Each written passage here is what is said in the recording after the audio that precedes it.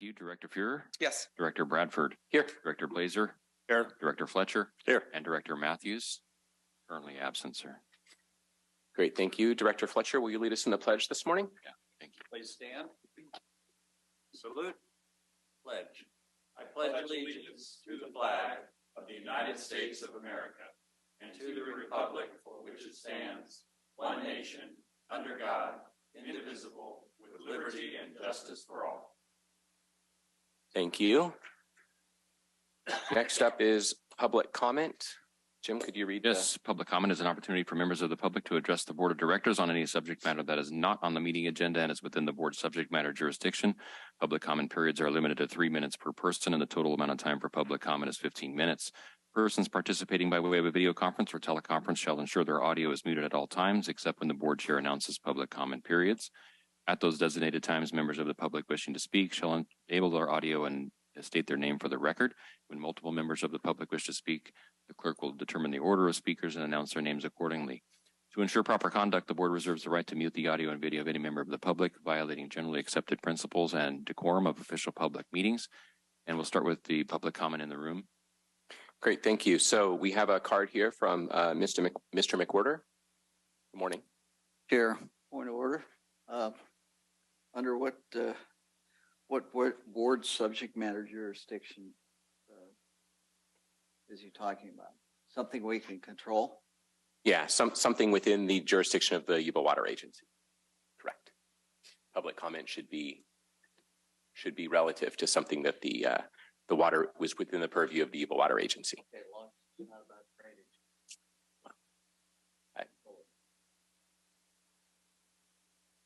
Good morning, board. Andy, can you read the speaker's mind? And actually you can, but actually it was going to be about drainage, but I'm not going to be handcuffed by you. Am I?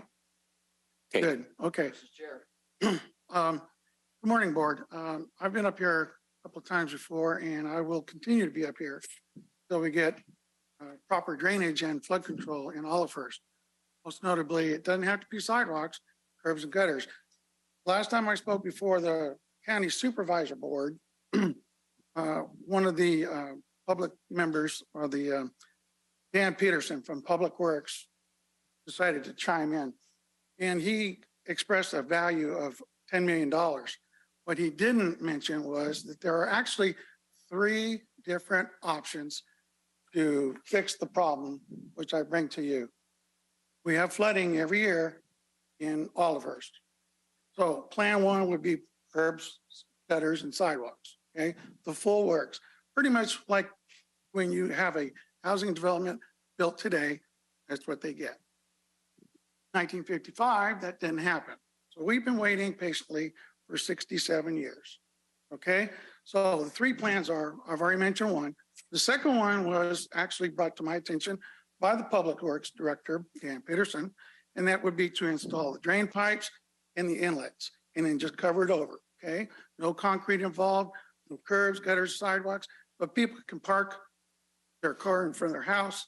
It's level, and we don't have people putting dirt in the ditches, as you have recently read and seen the pictures from your own Public Works Department removing said dam from 16th Street. The other one would be just clean the ditches out, okay? Maintain what you've got. It seems like everybody and their brother wants something nice and new and shiny, but we've got a problem over here for something that we've got. We need to maintain it. My career was maintaining aircraft. You know, if we got a flat tire, you know, we had to wait for a new airplane from Boeing every time just to replace it and get it back in the air while you do your vacation, that wouldn't work. So, you know, we maintain what we have. And failure to maintain that is kind of like, I don't know, malfeasance, not doing your job. And that's something that's around you guys' shoulders as supervisors, but as board members of the water agency. You have the power now to loan the county the money. Just cleaning out the ditches, and this is from Dan Peterson's own mouth, is only $500,000 to $1 million. He says he's only got 12 guys. Fine, contract it out. but stop allowing our houses and our garages to get flooded every year. You want to spend $250 million on a secondary spillway? I'll vote for that. But first, this must be accomplished. We've been waiting for 67 years. Thank you very much. Thank you. Okay, do we have any additional public comment in the room? Seeing none, I do not. Oh. If you could just state your name then, please. Good morning, members of the board. My name is Elisa Lindman. I'm with the Yuba County Resource Conservation District. And I'm here in front of you just to give you a bit of good news that we received last week, which is that we received the Sierra Nevada Conservancy Regional Fire and Forest Capacity Program grant for the Yuba RCD to build capacity. It's for $170,000 for 2 years. We're really excited about that and building a partnership with our local agencies and other organizations that are working in the forest to just help grow that capacity of everyone. And I'm also just asking, I have some board recruitment handouts for you guys. We're looking for new board members. I only have 3. It's really difficult to do this with 3 board members. So I'm really looking for, at least 1 or 2 more people. And we would like to have a board of 5. So this is the qualifications and just a summary. We also have a website. If you want to refer them to our website, we'll have all this information on there as well. Make sure they get a copy so we can. Great, thank you very much. That's very exciting news about the grant. And so thank you to you and your fellow board members for your work on the Yuba RCD. It's greatly appreciated. Thank you. Okay, any additional public comment in the room? Okay, seeing none, I do not see any hands raised on Zoom. So with that, we will move on to the consent items. Move to approve. Second. Okay, I have a first and a second. Is there any public comment on the consent items? Any additional public comment or questions from board members? Okay, seeing none, all in favor say aye. Aye. Any opposed? Okay, consent agenda passes. Next, we will move on to discussion items, starting with item 10, review of the audited financial statements prepared by Richardson Company, LLP for the year ending June 30th, 2022.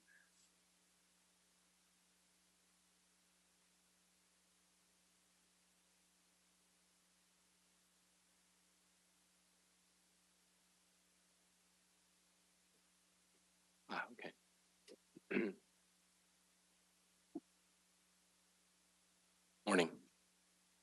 I'm here today to present the results of the fiscal year 21-22 audit. I'm here today instead of Brian Nash because we had to do a partner rotation as a result of state requirements that we rotate the partner after 6 years. So this morning I'd like to go over the various reports that we issued as a result of the audit. Those are listed. There's the first item on the outline.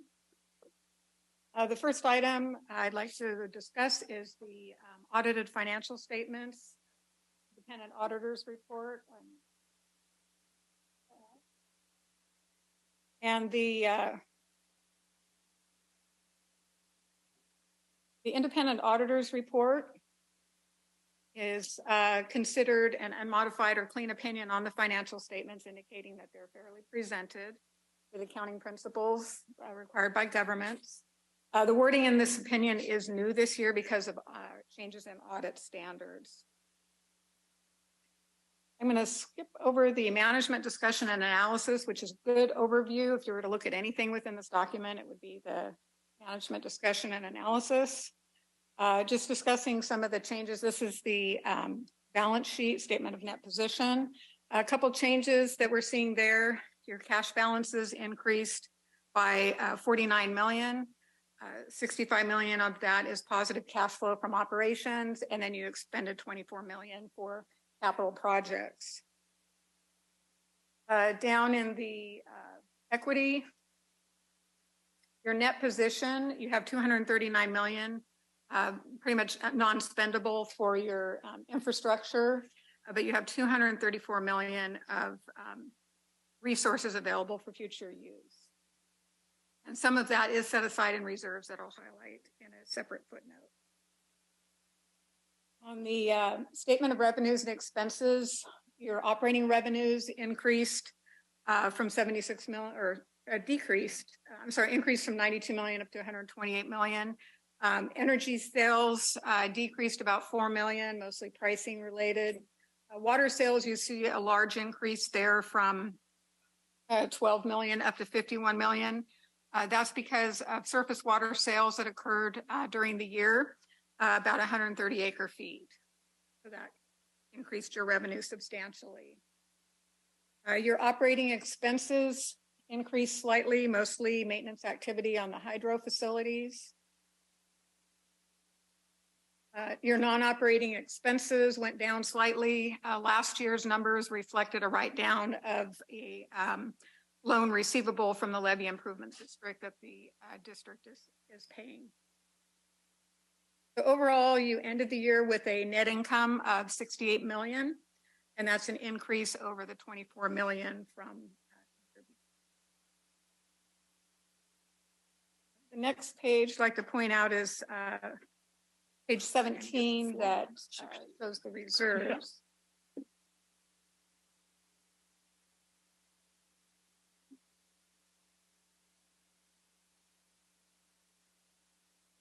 So this table up the top of the page shows your reserves. As you're well aware, you have a reserve policy that sets aside certain target levels. Last year, all of your reserves were at the target level except for the non-routine and capital projects.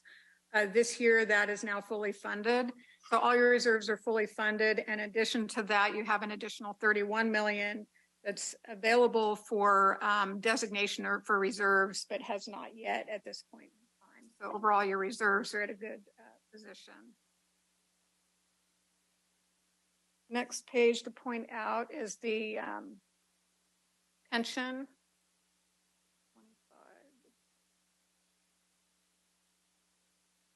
So the pension liability is discussed in depth. It talks about the actuarial valuations. One item to note this year is your pension liability last year was 3 million. That's flipped the other direction to a slight overfunding of 294,000. And that's really just a function of the unusually large investment earnings on the CalPERS plan assets as of June 30, 21, which is what these 22 numbers are based on. So that may just be a temporary item. Most likely that will flip the other direction and go back to a liability. This footnote does describe the various actuarial assumptions. There were no changes in the assumptions themselves, but just to point out this table here that shows what impact changes in the assumed investment rate can have. CalPERS typically estimates the return over kind of a 20-year window, so it does take into consideration there will be some peaks and valleys as far as interest rates. So this shows that if CalPERS were to lower the discount by 1%, that $294,000 asset ends up being a liability at 3.6 million. So this just is intended to show you the volatility that can happen with just changing the discount rate, which CalPERS is gradually planning to lower the discount rate, but it has remained at the 7.15% for the last several years. The other footnote to point out is the retiree healthcare benefits. This liability was actually an asset at the beginning of the year of 946,000, and that asset or overfunding increased to 2.3 million. And that's also because of the investment earnings on the plan assets. You can see the investment earnings were a positive 1.8 million. So this is indicating that your plan, your OPEB plan is more than fully funded. Next pages to point out are the combining schedule. So the financial statements are presented combined for your water operations and your electric operations. And then in the back portion of the report, it shows the breakdown between the general fund, which is your water operations, and your power systems fund. So if we scroll down to the reserves, in each fund, your general fund or your water operations fund has a positive 23 million of reserves. Your electric fund has 11.7 million of reserves. And then on the income statement side, your water fund or general fund had a net income of 63 million, again, because of those water sales. And your electric fund had a net income of 4.4 million. The other items to discuss in this report is a report on internal control and compliance as part of our audit. We review and evaluate the internal controls of the agency. And this report is also a clean report indicating that we noted no weaknesses in internal controls and no issues of non-compliance with laws and regulations related to the financial statements. Turn back over to the outline. The next report to discuss is the governance letter, which I believe is in your packet as well. It contains certain items that we're required to discuss with you. A couple of the items discussed in there are audit adjustments or changes that we make to the accounting records. I'm pleased to report there were only 9 adjustments made during the audit process, which is a significant improvement over past years. Last year, there were 22 adjustments. So definitely improvement there in the accounting processes. That letter also indicates that we noted no difficulties in performing the audit. If we did, we would need to bring those to your attention.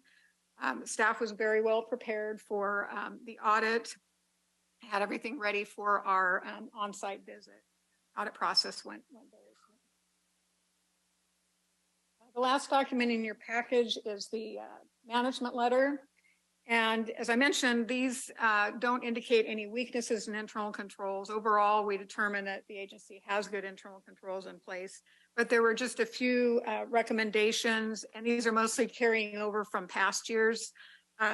We had a large number of recommendations, and those gradually have been coming down and being addressed. So there's just 3 items that are left.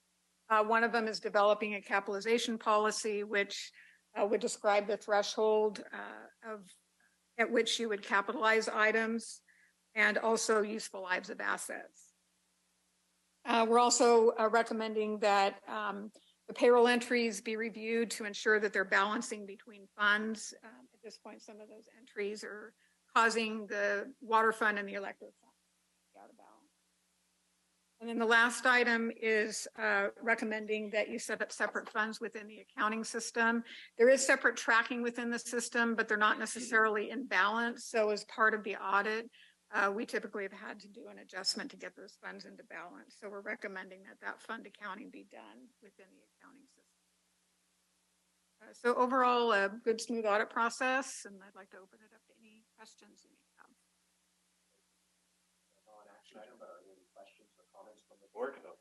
Sorry, this is a non-action item, but are there any questions or comments from the board? Through the chair, I have a very easy softball question.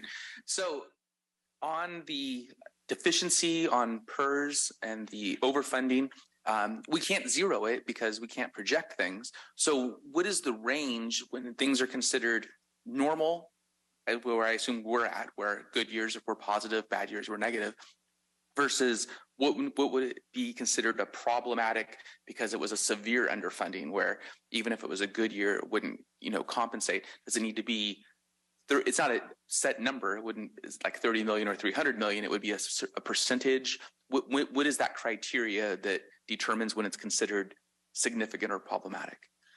Really, there's no set criteria. Again, because of that unusual investment income, a lot of agencies are seeing the asset. And so that's why I like to point out that that's just a temporary item. You wouldn't necessarily have this problem, but we see some agencies that pension liability and the OPEB liability get so large that their reserves are negative. That would definitely be the point in time to be concerned. But as I pointed out, you have over 200 million reserves, so that wouldn't be an issue. So really, if it starts eroding your reserves or unrestricted net position, that would be the time to not any set percent. Through the chair, how many counties and water agencies are actually current with the CalPERS or Most, until this year, most of them had very significant liabilities. And this year isn't really a good representative year because of the investment earnings and in creating assets. But most agencies have very large pension liability. So I would say yours, given the number of employees and the size of the agency, even last year's number of 3 million, I'd say would be considered low for an agency. Well, like thank the county staff for staying current with that, unlike most counties. Thank you. Through the chair, I will say that your Aqua JPI insurance fund is also over capitalized, so they're in good shape also. And just want to thank you for the report. It is it's great to see the report, and great job, Curtis. Wonderful program. Great. Thank you. Any public comment on this item? Okay. Seeing none, thank you very much. Okay, next we will move on to item 11, which is consider adopting resolution 2022-17, authorizing the application to the Department of Water Resources to obtain a grant under the 2021 Sustainable Groundwater Management Grant Program and execute an agreement to receive a grant. Okay. So Charles is going to be talking about this. Yes, that's correct. Can you guys all hear me okay? We can. Good morning. Good morning. All right. Yes, my name is Charles Jonk. I'm a hydrologist, project manager for Yuba-Sutter, and I'm representing the agency on the submittal of this application for DWR's 2021 Sustainable Groundwater Management Grant Program. So the resolution before you today would give authority for the agency to apply for the grant and enter into an agreement with DWR if our application is approved. If you recall, back in 2019, the board approved a similar resolution under DWR's Sustainable Groundwater Management Program, and the agency received $1.6 million for that grant for several projects, and we're currently completing the deliverables for that grant. So this new grant provides an exciting opportunity to fund projects that would continue to improve groundwater monitoring and management of the North and South Yuba subbasins. So this grant can fund a wide range of projects. The projects must be competitive in scoring by having quantifiable benefits to benefit underrepresented communities, benefit small water systems and domestic well owners, and support the human right to water. We have 4 categories for our projects, and I'll just speak briefly about our projects. The first category is data gaps and monitoring. We're looking to install 3 groundwater monitoring wells, complete stream gauge installations in the Western Pacific Interceptor Canal and Jack Slough. The permitting for these gauges was funded under the 2019 grant, and we're hoping to use funds for this new grant for construction. And video older wells to document well construction. The second category is groundwater recharge projects. We would like to conduct a groundwater recharge feasibility study using recharge basins, dry wells, and direct injection wells. With the current drought and the increased focus on human right to water, domestic well users, groundwater dependent ecosystems, and depletions of interconnected surface waters makes it necessary to really explore the feasibility of direct recharge. Potential future recharge projects will directly benefit shallow groundwater users, including shallow domestic wells and small water systems, by elevating groundwater levels. So this would result in more readily and affordable, accessible groundwater supplies. The third category is the groundwater sustainability plan, evaluation and tool refinement. The agency uses the Yuba groundwater model to manage and forecast groundwater levels within the basin. So we use the funds to refine the model, moving from monthly to a daily time step, and then prepare the 5-year groundwater sustainability plan evaluation.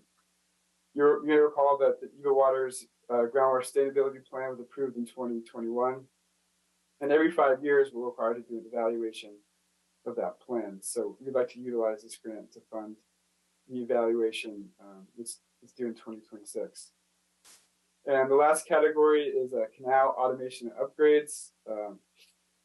We're looking to improve the water delivery infrastructure in the Cordua and Hallwood irrigation district boundaries.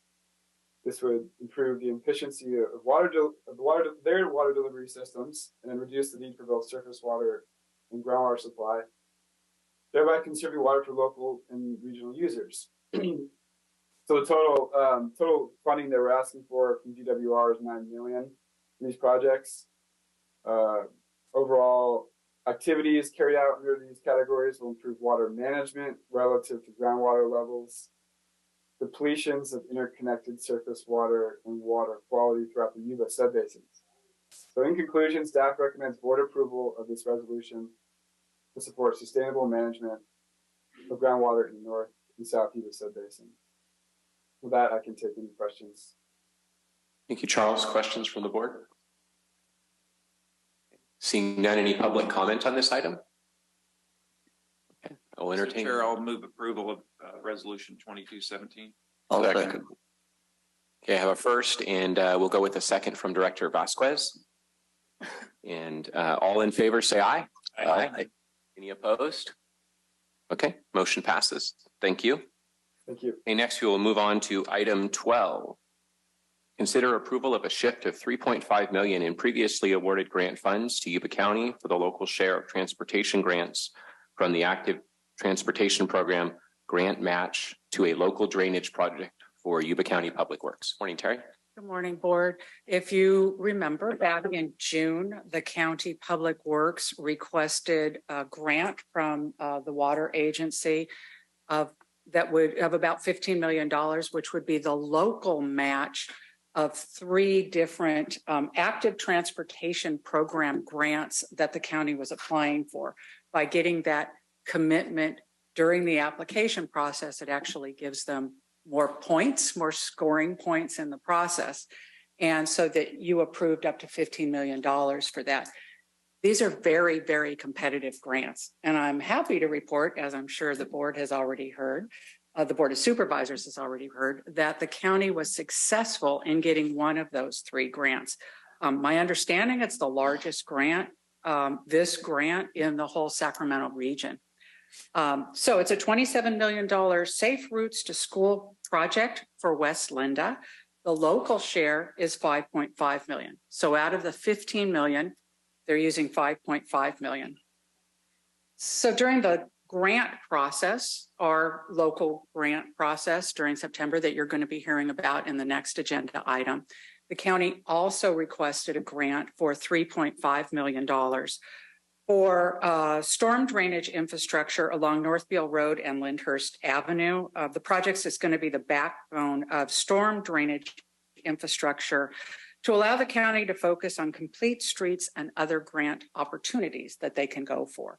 So what we're requesting is that we, instead of putting this in the local grants program that has a limit of $10 million a year, we really shift part of that $15 million that appears is not going to be needed by the county for this drainage project. The staff can't just do it because the board specifically approved matching those ATP grants. So it's a shift from those grants to this grant for drainage, for drainage in that area. Sam Bunton, from the county, is online to answer any other questions you have specifically about the project. So Any moved. questions? Yeah, I have a first and a second public comment on this item. Okay, seeing none, board comment or questions? Great project. Yes, it's very exciting. My only comment is that when we go and get the second and third active transportation grants, we'll have to then replenish that particular one. Yep. In future years, yes. I like that you said when. Okay, so all in favor, say aye. Aye. Any opposed? Okay, excellent. Motion passes. Thank you. Thank Through you. the chair, I just want to congratulate staff on the comment of we're spending about $5 million to bring 27 in, and that's really what the agency is incredibly good at. So thanks, staff. Great job. Appreciate county too. I mean, everybody did a great job, and that's really what we do well. So appreciate it. That's right. Okay, next up is item 13. Consider approval of grants and or loans for approximately 1.1 million pursuant to the Community Impact Grant and Loan Program Policy for the September 2022 application acceptance window. This matter was recommended for approval by the POD committee on November 1st, 2022. Thank you, Mr. Chair. Good morning. This is Jim Attrition, clerk of the board, and I also serve one of the hats as the grant program coordinator. I run the mechanics behind your community impact grant, work on policy level things. So I wanted to introduce this item, give you just some quick background. You might have read in some of your staff report, but really just reminding you that we have our mission areas and the policy that drives eligibility for grants, who can apply. And there's a grant program management team that reviews every single grant and puts them forward to the pod first pursuant to your policy. And then they're coming to your board for final approval.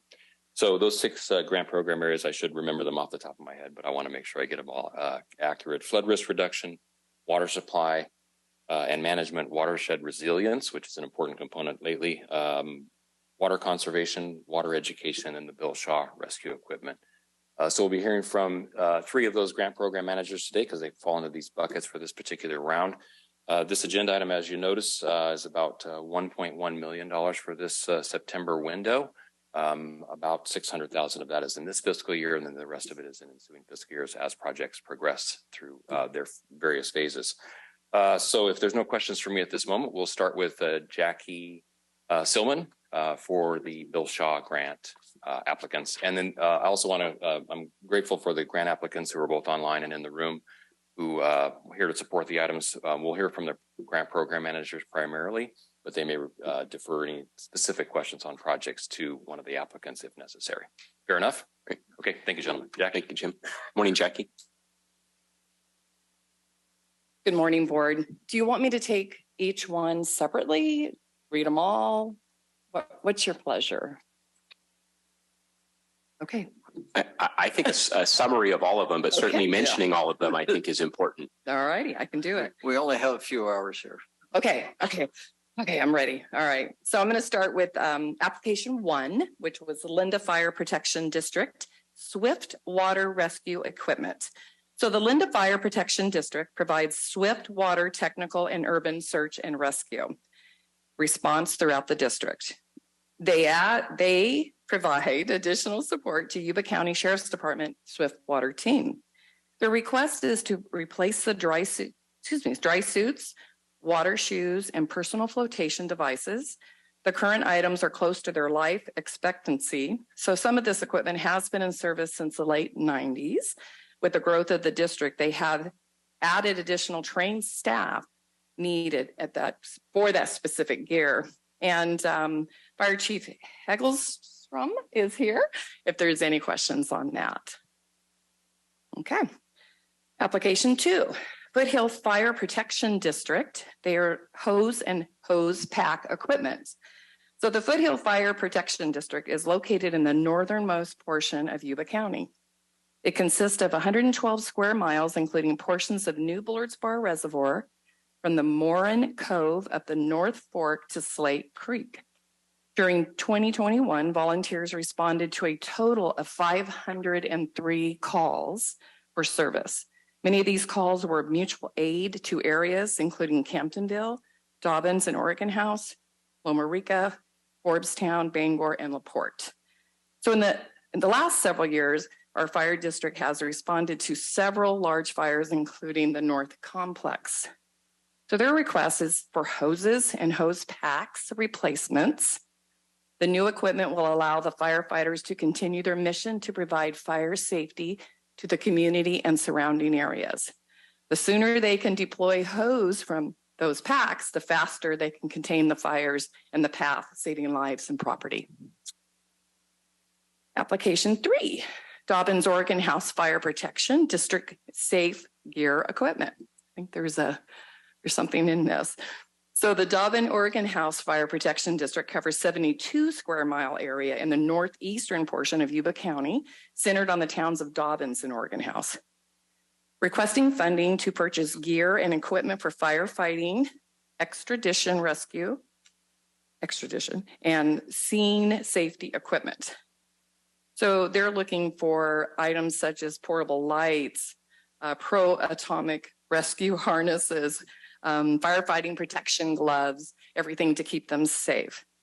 They understand that the grant will only cover the $10,000 of the cost of $11,535, and they will cover the balance if the grant is approved. And the last one is Camptonville Volunteer Fire Department, and they're looking for a structured turnouts. So requesting funding to purchase 2 sets of structured turnouts and 5 sets of wildland turnouts. Their equipment is aging, and they do not have appropriate sizes for many. This interferes with the job they're trying to do, that many mix and match old and borrowed sets from other fire departments. This equipment needed is to provide safety to their firefighters when they need to protect the infrastructure as the Yuba Water Agency from fire. They also provide safety for vehicle accidents, over the bank rescues, falls, medicals, watercraft accidents for vacationers utilizing the campgrounds and rivers and lakes. So that's it. Those are the 4 Bill Shaw grants. Great. Thank you, Jackie. Okay. Council, we're able to take all of the grants in one motion. Is that correct? Assuming that the board wishes to approve them all when we get to that point? Okay. So, but I think it might be prudent to take questions and comments after each presenter. So are there any questions on the Bill Shaw grants from the board or comments? No. Okay. Any public comment on the Bill Shaw grants? Okay. Seeing none, we'll move on to the next presenter. Thank you, Jackie. Okay, thank you. Morning, Ryan. Morning, Mr. Chairman, members of the board. Ryan McNally, your Director of Water Resources and Flood Risk Reduction. So this morning before you is a recommendation and a request from the Browns Valley Irrigation District to leverage $200,000 plus of their local funds to expand the Pumpline Canal. Pumpline Canal was constructed in 1963 at the same time, about the same time Collins Lake was constructed, so BVID could take their 1889 water right from the Yuba River. Up until, I don't know, several decades ago, it's getting 64 CFS through the Pumpline Canal, which is their capacity today, was adequate. Although over time, as demand increased, more rice went into production on the valley floor, BVID has encountered shortages or restrictions on the Pumpline Canal. And so the $700,000 project and $500,000 from the agency is the request, $200,000 from BVID would go to alleviate 9 choke points that were identified on the Pumpline Canal. So their peak demand in the summer is around 70 to 75 CFS. A study was done back in 2016 that identified that removing these choke points would get them an additional 10 CFS. So 74 CFS is what BVID would be able to comfortably flow through the Pumpline Canal with this project. I know BVID is here this morning if there's any questions. Any questions or comments from the board on this? Great project. Thank you. Okay. Any public comment on this item? Okay. Seeing none. Who's up next? Director Matthews was waving his hand. Director Matthews? Yeah. What is the capacity of their fish screen? Their fish screen, and Kelly, I know this question's come up recently, and I haven't been involved in the fish screen project for a couple of years, but I believe it's 70.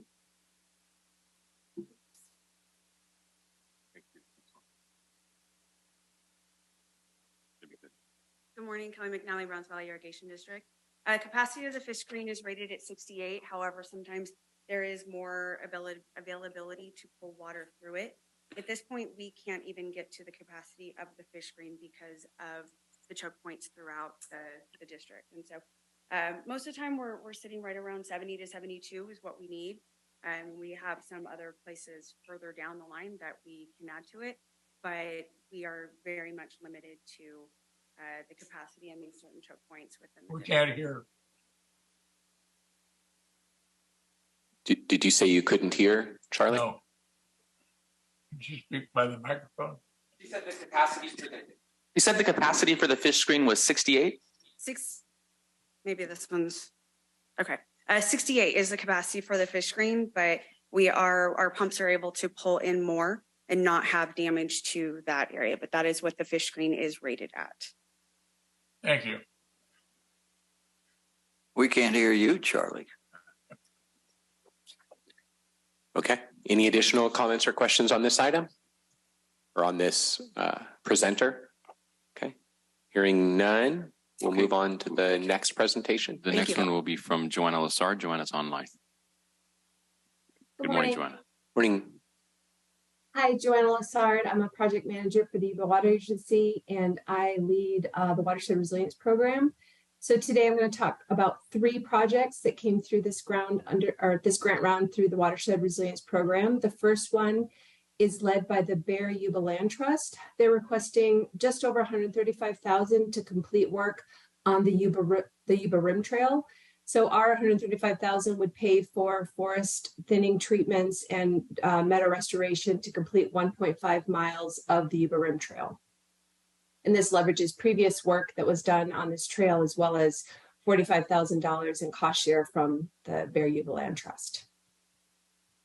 So the next project is sponsored by the Yuba Watershed Protection and Fire Safe Council. This is for an update of the Yuba Foothills Community Wildfire Protection Plan.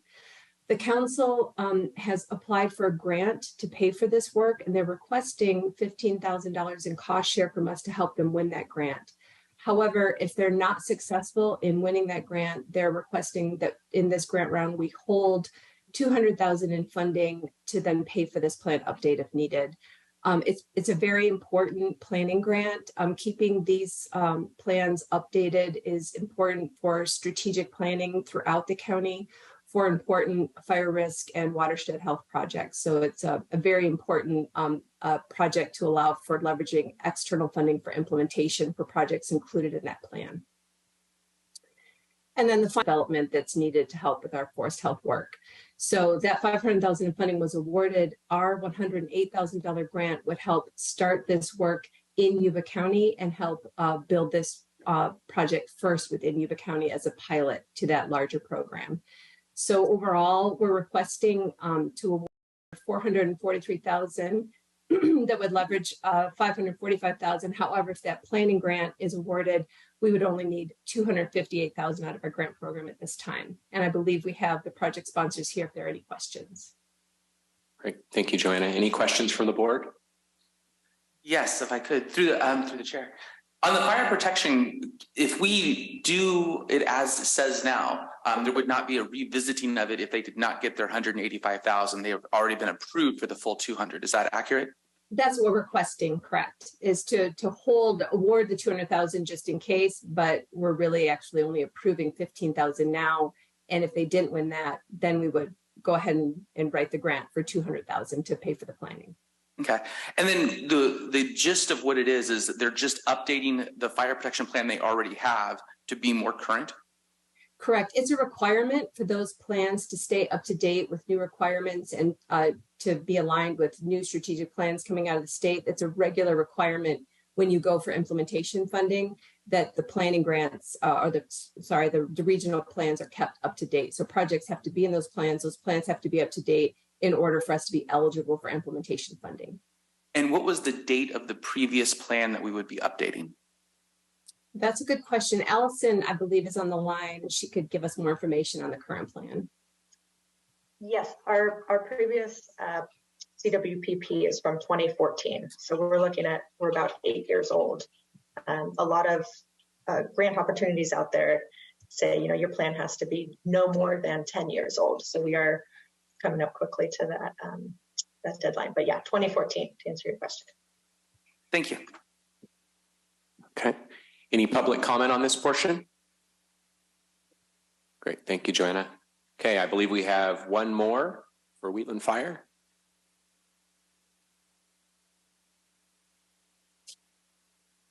Thanks, Jackie. Hello. So this one, I wanted to give you a little bit of a background. Chief Art Paquette is here, as well as Hayden Cornwell, who is the general manager for South I always get this Yuba-Sutter Water District. This came about along with Crystal Martin, who was representing the River Endowment Foundation. We came together. The request was for the Wheatland Fire Department, and they're responsible for all the incidents at Campfire West. They have 7 trained swift water rescue personnel with all the safety equipment to perform the rescues. But with this approval, they can enhance operations for a rescue on the lake with watercrafts that are equipped with emergency equipment and the patient transport apparatus that goes on the back. So the trained rescue personnel are able to perform any rescues or levee patrols from the water itself with the watercraft. So now they can't get out to the lake, can't get out to the middle of the lake. They will have to call Yuba County or Placer County. Sometimes it takes 30 to an hour to get out to the lake for rescues. So the Yuba County Sheriff's Department does have that rescue boat, but again, it will take sometimes up to hours to get there. The Wheatland Fire Authority will be able to monitor each levee surrounding Wheatland during the high water events, looking for the erosion on the levee without putting any equipment on the levee from the watercraft. And again, this is to include the Bear River and the Yuba River. But I did want an opportunity, hopefully, for the chief can show you a little bit of his passion for this project, because he is the one that really spearheaded this. As he went out, as I know the board appreciates, and went and looked for matching grant funding. So he did. We've received 10,000, or he has been offered 10,000 from the Yuba-Sutter Water District, $1,000 from the Yuba River Endowment, Heaven's Gate Cemetery in Wheatland, 1,000, and a personal donation by Dale Webb. So they are looking for $18,007.21, and he did go out and raise 13,000 of that. So with that, questions? Through the chair.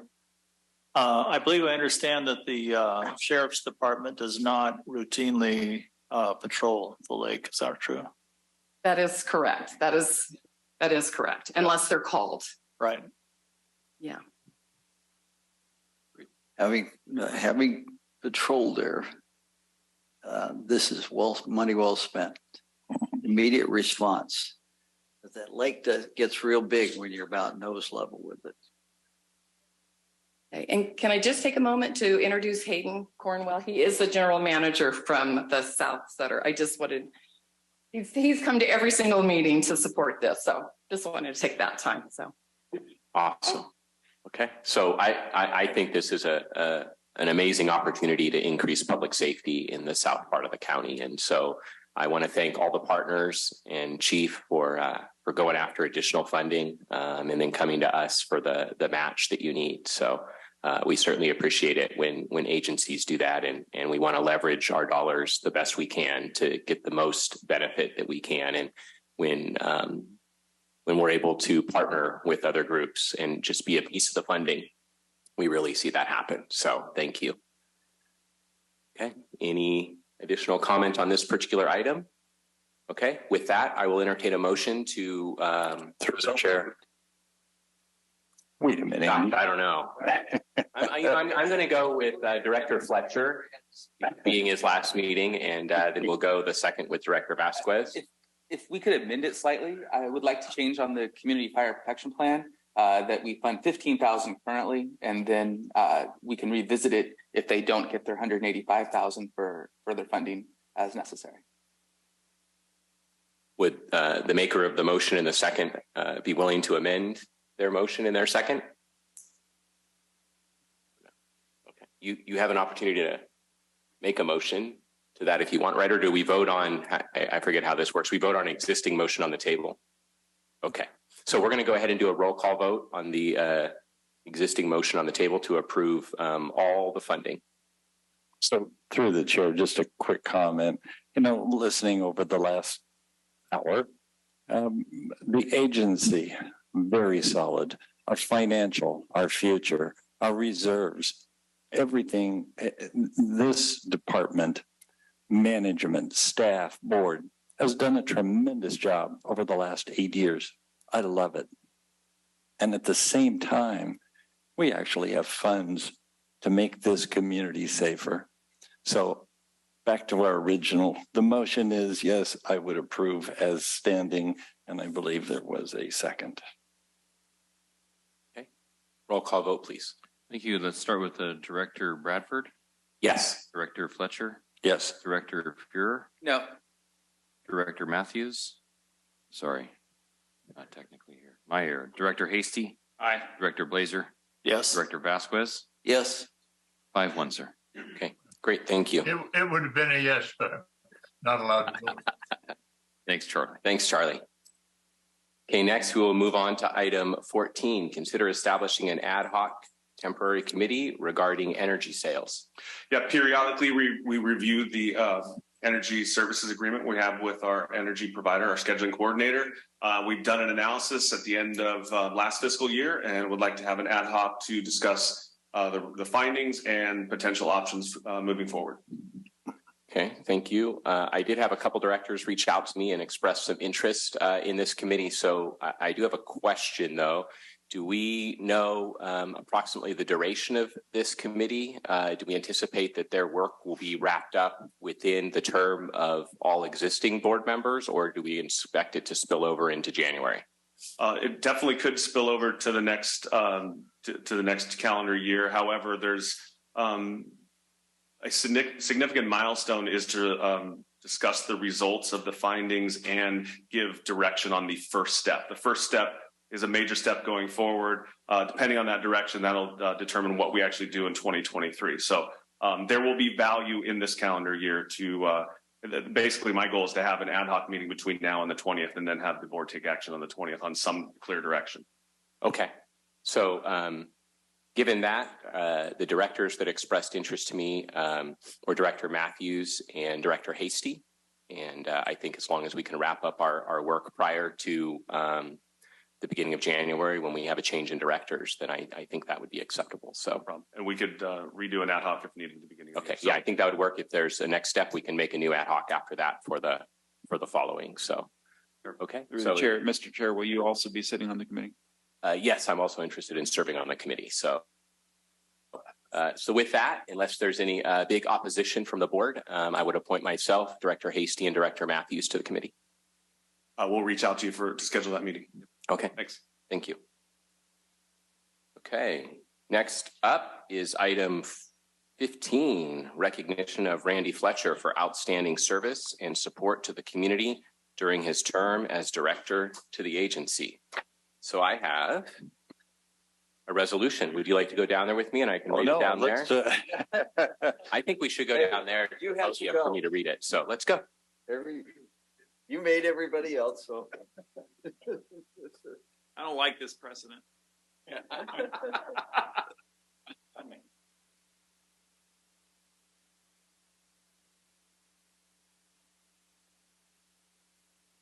Mr. Chair, just real quick, I noticed Greg online, you have your hand up. I apologize, I didn't catch that. I wanted to see if that was for the previous item. Okay. Greg, do you have a comment on the previous item? The ad hoc committee. About the ad hoc? You're muted, sir. Okay. right. We'll circle back with him maybe during board comment if he still has. Thank you, sir, for the interruption. Okay, thank you. Okay. Proclamation recognizing Randy Fletcher for 8 years of dedicated service as a director to the Yuba-Water Agency. Whereas Randy Fletcher was elected by the people of Yuba County in 2014 as a Yuba County supervisor representing District 5, and thereby served as a director on the Yuba-Water. And whereas during his time on the board of directors, Randy championed forest health initiatives and encouraged the agency's partnership with Blue Forest Conservation regarding forest resiliency efforts. And whereas Randy led the effort to facilitate the procurement of tow chain covers designed to reduce the likelihood of sparking a wildfire. And whereas during his tenure, Randy successfully served as chair of the Project Operations and Development Committee, where his leadership guided the evaluation of community impact grants and loans. Whereas Randy's countless contributions to the Yuba-Water Agency earned the respect and appreciation of his fellow board members, agency staff, and many people throughout California. His selfless work ethic always led him to place the people of Yuba County first and foremost. And now, therefore, let it be known that this proclamation was duly passed, hopefully will be duly passed, by the Board of Directors of the Yuba Water Agency at a regular meeting held December 6th, 2022, and recognizes Randy Fletcher for his extraordinary service to the people of Yuba County.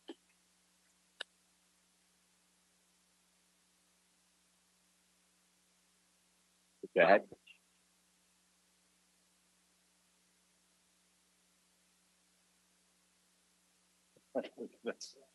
Thank you. Thank you very much.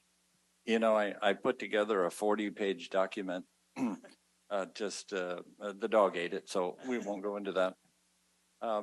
I'll tell you, of all of the committees and all of the groups, this is the one I will miss. You guys work your butts off and do a great job. 8 years. It's amazing what has developed out of the water agency. I kind of look at it as it's certainly not just a business, it's a family. And we built it together. It was an absolute honor to be part of this group. You're all part of it. I loved being here and actually interacting with everyone. And it's been the most rewarding, without a doubt. The board, the staff, the growth, the benefit to our communities, it's priceless. So all I can say is thank you very much for the opportunity to be part of this group and organization. Teamwork is everything. Don't quit. You're in it the long haul, and I really appreciate it. The public appreciates it. So you do a great job. Thank you very much. Thank you, Randy. Let's go have a seat. I assume there'll be some more comments, so we'll let you sit down for them. Are we going to vote on this? Yeah, we should probably vote. I'll make the motion. I'll second that. Yeah, I have a first and a second. Let's do a roll call vote on this. Thank you. Let's start with Director Blazer. Yes. Thank you. Director Hasty. Aye. Director Vasquez. Yes. Director Bradford. Aye. Director Fuhrer. Yes. Should we call on Director Painful, Fletcher? wasn't it? Yes. What did you vote no then? Thank you, sir. Thank you. Motion passed. Great, thank you. Okay, first on this item, is there any public or staff that would like to comment?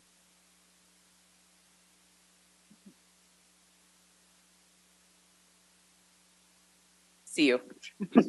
Morning, everyone. Dee Dee Cordell, Communications Manager. I just wanted to say, Randy was one of the first people that I met when I got here 5 years ago. Feels like 5 minutes. And it has been a joy to work with you. You have always been so positive and so innovative. You've come up with some really creative ideas and so professional and kind. So I just wanted to thank you. It was a joy working with you when you were on the Communications Committee. And I hope and pray that in the future years, even though you won't be here, I can still call you in a chestnut crisis at Thanksgiving if I'm desperate. Okay? Deal? Okay. Thank you. Gonna miss you, Randy. Thank you. Thank you. Terry? Randy, it's been such a joy to work with you. I want to specifically thank you for really all your ideas and frankly pushing to really organize the grants program. And when I was listening to the grants and the great work that the program manager is doing and that Jim is handling it now, and it's so, I was thinking back to sitting next to Bill Shaw's rehab bed and talking to him about the Bill Shaw grants and what's happened to the whole program since then. And you have really been the driver to get the program going, to get it organized, to get it policy. So thank you. I've done wonderful things for you. Thank you. Thank you. Kelly? Good morning, Kelly McNally, Browns Valley Irrigation District. I can use that one. Thank you. I appreciate you. Director Fletcher, you've been amazing to work with at BVID, and so on behalf of BVID, thank you. And also, personally, I've worked with you in my prior job, and you were great to work with. Brought people together, great communicator, and always being that person to try and bring people together to work for the greater good of the county. And so thank you. Thank you, Kelly. Go ahead. Test. I am Tony Frawley from South City. I thank Randy for his service for government. He did a good job in government as a board member, as supervisors, and as an insurance agent, as a committee member for water agency. Thank you for his service for government. Appreciate it. I salute you. Thank you, Tony. Okay, I believe we have a hand up online. Greg.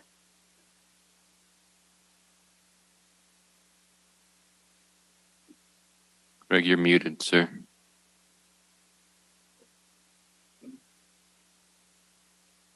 Okay. Try Joanne. Oh, there we go. Here we go. Go ahead, Greg.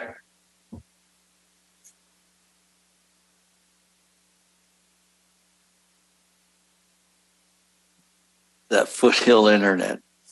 Okay, we'll circle back to you in a minute. We're going to move on to Joanna. Hi, everybody. I just wanted to say, Randy, thank you so much for your leadership in the Watershed Resilience Program.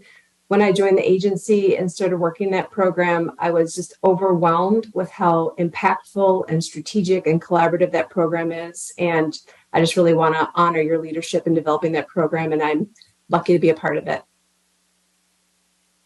Thank you. Okay, Greg, you want to try again?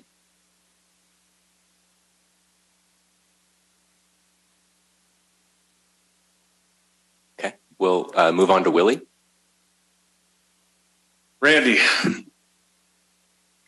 so like Joanna, when I started here, you were an inspiration to me. I couldn't believe the things that we got to work on, but first I'm going to talk about you just supporting me as a young new general manager here, just generally helping me with every aspect of what I do and supporting me in every way. And also in areas we didn't see exactly eye to eye, but we got our stuff together and moved forward. But the one project we have got to give you serious credit on is all of the forest restoration work. This goes with what Jan was talking about. So I need everyone that's online and here today to understand where the agency is in watershed restoration, and we are setting the tone for the nation, for the West in particular. We started out with the Blue Forest partnership, and honestly, when that was set on my desk, I had no idea what I was supposed to do with it. We had just come out from under PG&E. We knew we were going to have these revenues to invest in the community, but was this what we were supposed to do? Well, as a matter of fact, yes. And look what it has turned into. I'll keep it short. We took that initial $1.5 million very creative investment in our upper watershed, and it is we leveraged that basically into, and I will say, we wouldn't have the partnership, we wouldn't have the North Yuba Forest partnership, and all of that work and the subsequent healthy forest grants that Joanna is managing, something like $60 to $70 million of investment into the watershed. We wouldn't have had that without the initial Blue Forest concept, which we didn't even know what it was. I'll keep it short. That's amazing. People outside our area are looking at us and our partnerships that we developed, and it all came from you, just tossing that on my desk and saying, hey, go figure this thing out. So thank you so much for that. It's amazing in and amongst all the other things you've done for this agency. Thank you. Thank you. Okay, any additional comment from staff or public? Oh, I got a text from Greg. He says, thank Randy for me for the years of good work for our community. And he says, much appreciated. Greg Holman. And we're working on broadband, and it'll be coming soon. So great. Thank you. Thank you, Greg. We appreciate those comments, and sorry that there were some technical difficulties. So we'll move on to the board. I assume there'll be some comments from the board as well. Well, Randy, I just want to say, since I'm on the left side, I better go first.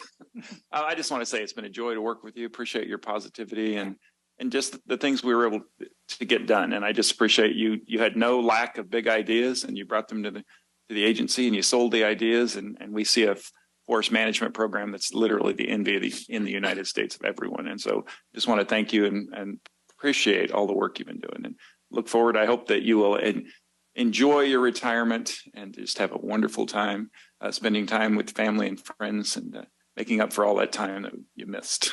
Thanks.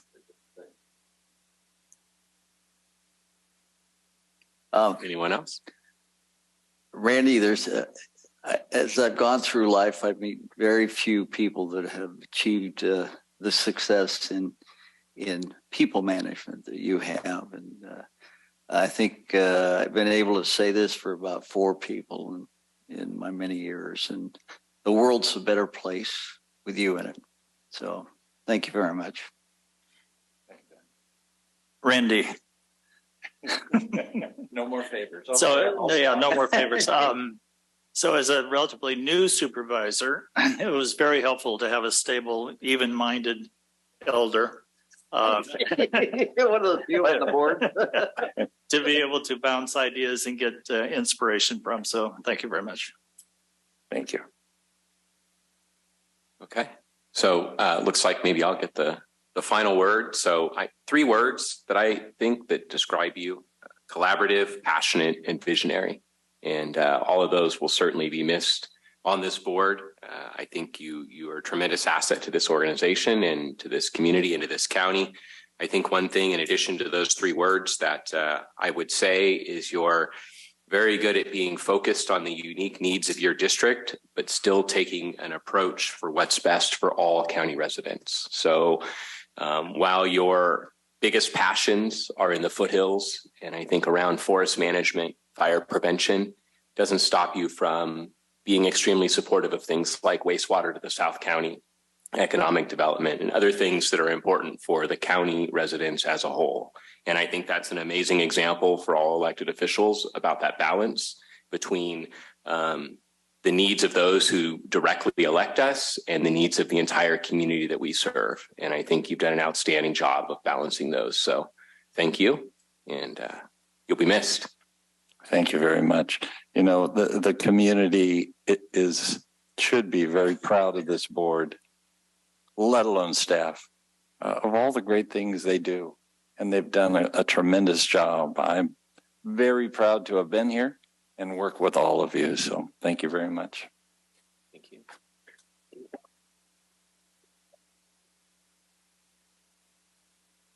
Okay, now follow that, Willie. I can keep going.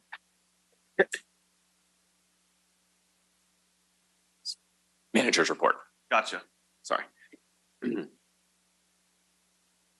So New Bullard's Bar is looking good. We're about 99% of capacity at 1,857 foot elevation, 563,000 acre feet. I'm going to cut out a bunch of this report since this meeting has been going long. You can read a lot of detail, and there is a lot of detail because we haven't had a meeting for over a month. So Colgate Unit 1 was taken out for annual outage last week. It's a 2-week outage.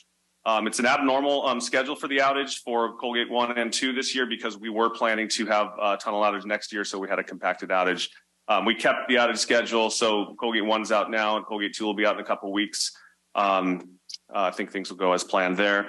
The other units, Narrows 1 and 2, are operating normally. We did have an abnormal situation on November 16th where PG&E had a transmission line disturbance and both Narrows 1 and 2 were tripped offline. They were put back online, and then Narrows 1 was brought back offline that same day for a leak repair. I don't know that it was related to the unit trip or if it was opportunistic repair, but that's all back to normal.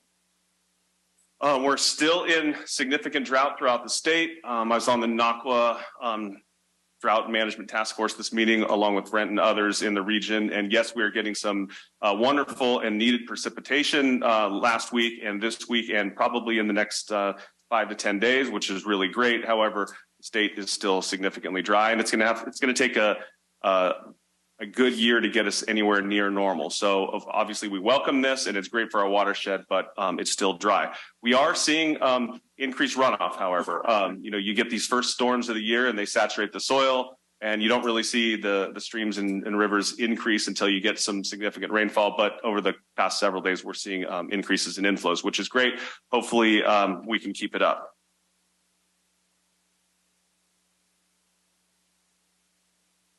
Okay. We're pleased to announce the recent promotion of Brian Strawmeyer from hydro maintenance worker to hydro construction project coordinator. Brian began his new position on November 28th and is already working closely with current incumbent Bill Shaw to learn the job prior to Bill's retirement this April. Additionally, the agency hired Colin Nunnick as our newest operator in training. Colin is slated to begin employment with the agency January 2nd, and we look forward to bringing Colin on board.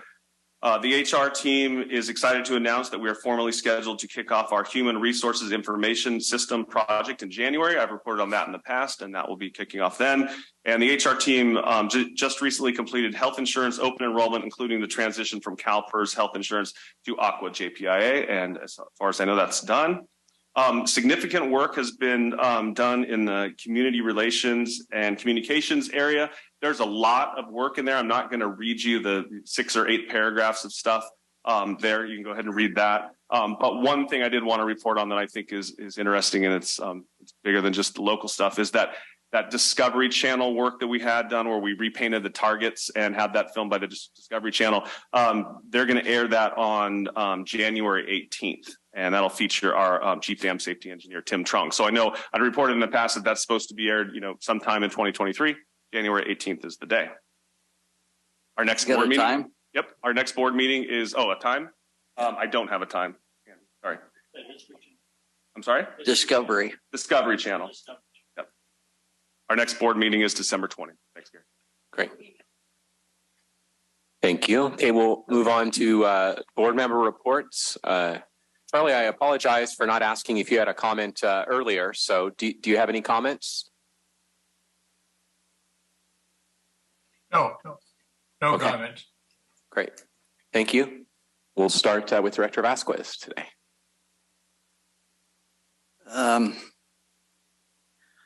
I would like us to research the ability to supply water. The current drought has been how many years? And can we supply water to contiguous counties that are now cutting back on safety services because of the drought? I'd just like to know if we get involved in that. Because was it Glenn County is cutting back on patrols during daylight hours? And Sutter County is now getting our help from Yuba County Sheriff's Department right now. So you want to talk with staff offline about how we might be able to provide water to counties nearby that are impacted by drought? Yes. Okay. Thank you. Director Blazer.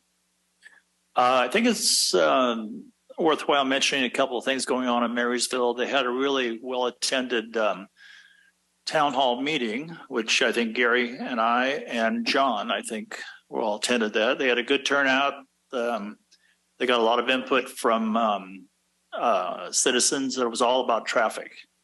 So no real solutions, but they're becoming a large squeaky wheel. So, we'll try anything to relieve it. Second of all, this is probably the best city hall that I've seen, and they've hired a new public works director. So I think they're fully staffed with quality people. During the Christmas events, they put up a complete display inside of the brick of at least 10 4-foot square renderings of projects that are coming to the city. New apartments, there's a big display about the Marysville Hotel. So it's worthwhile stopping. And there's probably at least another 6 projects that aren't to the point where they can publicly put them up there, but it's pretty impressive. It's a lot of momentum. Thank you. Director Fuhr. Saturday, 11 a.m. is the Olive First Christmas Parade. You guys are all invited. Thank you. Director Hasty. Sure. I just want to say that you may be shocked at this, but I actually believe in our education mission. And I just want to point out something that's kind of unusual for Yuba County. The only initiative that passed in the final results in Yuba County was funding for arts and music in our community. So the citizens of Yuba County voted to put more money into education. And I think, we all believe elections are important and that we're going to listen to our citizens. I hope that we as an agency will continue to listen to our citizens who believe that education is important. Thanks. Thank you. Director Fletcher. I'm not sure what else I can cover today. Aqua, I think we had a great turnout for a couple of us, and it was well worthwhile to go down and connect. I would encourage that other districts consider going to Aqua, and there may be some minor changes coming with Mountain County Water here in the near future that could be a great benefit to our county and Placer County. So watch for that coming soon. Thank you. Thank you, Randy. I'll just add, I was also able to attend Aqua last week, which was the first time since probably fall 2019 or maybe even 2018 due to COVID and conflicts with other events. So it was great to be down there and especially great to have an opportunity to spend time with staff and with other water leaders from across the state. So very valuable. And with that, we will adjourn the meeting. And just a reminder that we do have a special meeting at 11 a.m. over at the Water Agency office. So thank you, everyone. Recording stopped. Yuba-Sutter.live's local government live streams are presented by Plumas Lake Self-Storage in Plumas Lake, where lifelong local residents are helping other residents keep things safe, providing indoor storage units, outdoor RV and vehicle parking, moving supplies, and Penske truck rentals. Details at plumaslakeselfstorage.com. Skip's Marysville Music Cafe with lessons in person and personalized. Instruments including guitars and amps, horns, strings for instruments, and a myriad of music and sound equipment. Skip's Marysville Music Cafe.